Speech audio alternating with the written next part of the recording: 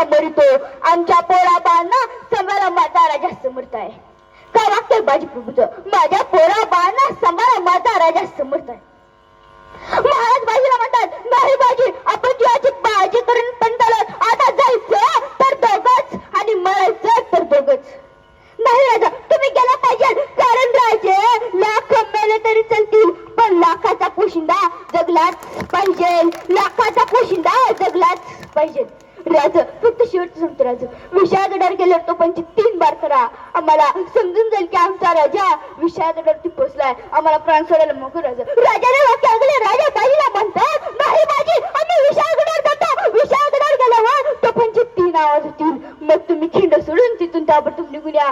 या राज्याभिषेकाला तुम्हाला शेवटचं बघायचंय. राजा तुम्ही लोक लग्न करा इकडे माझे घोड खिंडी तुम्हा टाकले स्थितीचं सैनिक आला आला बाजी तुझून मला अरे बाजी सप्पा सप्पा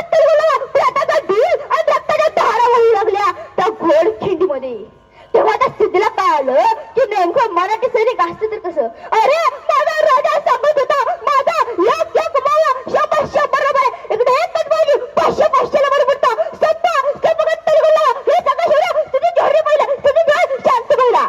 स्थिती जोडीने धीरे एक चाल टाकली. एका सैनिकाला खिंडीच्या वरती पाठवले. खिंडीच्या वरून फॅसलीच्या बंदुकीने नेम भरून गोळी झाडा संपली. ती गोळी झाडली ती गोळी सप सप सप करण्याला बच्या छाताडावर लागली. सह्याद्री सारखा बाजी मातीमध्ये पडला.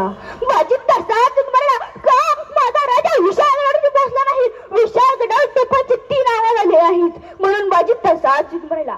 बायका श्वास गेला होता. बाजीच्या हातात विषारी थांबली नव्हती. थोड्या वेळात विशाळगडावर तो 3 आवाज आले. ते बाजीच्या कानी पडले आणि बाजी आपला श्वास सोडून मोकळा झाला. मित्रांनो अरे माझा बाजी घोड खिंडीच्या पावाने खिंड करून गेला. सह्याद्रीच्या कडे कपाळात नाद घुमतो वारंवार. सह्याद्रीच्या कडे कपाळात नाद घुमतो वारंवार. शौर्य गाजून गेले.